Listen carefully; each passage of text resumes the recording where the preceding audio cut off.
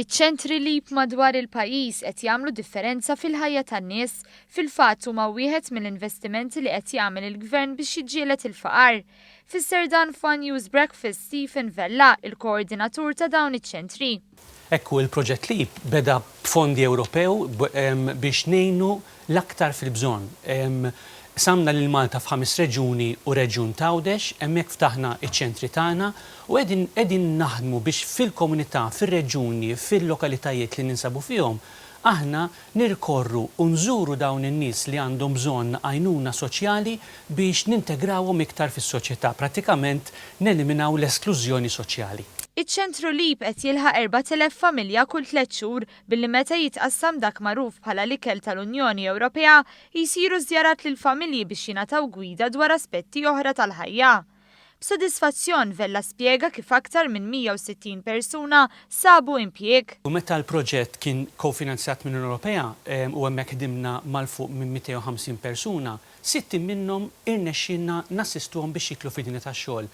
Min Novembru li hawn il-proġett LEAP qed jiġi finanzjat mill-Gvern Malti. Għandna l-fuq minn 40 ħaddiem jaħdmu mal-LEAP u aħna ġa sibna xogħol iktar minn 160 persuna. Aħna kull persuna ma narawx ilha biss, imma naraw il-familja, naraw il-kambjament li ssir, ma jibqax dipendenti fuq il-benefiċċji soċjali u jintegra ruħu b'mod tajjeb fis-soċjetà. L-għażla tan-nies issir bir-reqqa u issa se jkun hemm il-pensjonanti u persuni oħra vulnerabbli fil-mira tal-Gvern. Jiġu magħżula n-nies li aħna ngħinu permezz tal-benefiċċji soċjali li jirċievu.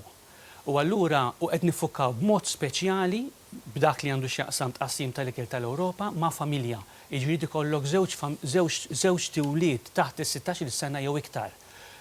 U qed nifukkaw x'aħna nemmnu li jekk familja mara u raġel b'żewġ tfal li l-ebda wieħed ma jaħdem jew kellha jaħdmu ma jaqalaw il-minimum wage, aħna qed ngħidu daw ħan inċentivawhom, ħan ngħinuhom ftit iktar biex ninkoraġġuhom biex jgħinu l-familja. Vella semma l-iskemi ta' tapering tal-benefiċċju u l-benefiċċju li jibqa' jingħata lil persuni b'diżabilità jekk imorru jaħdmu, dan bħala mod ta' kif issir il-ħidma.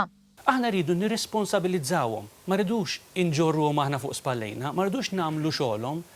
Huma rridu jagħmlu l-parti tagħhom. Aħna qed nagħmlu l-parti tagħna u naħseb meta jkun hemm iż-żewġ naħat li jaħdmu flimkien nirnexxu.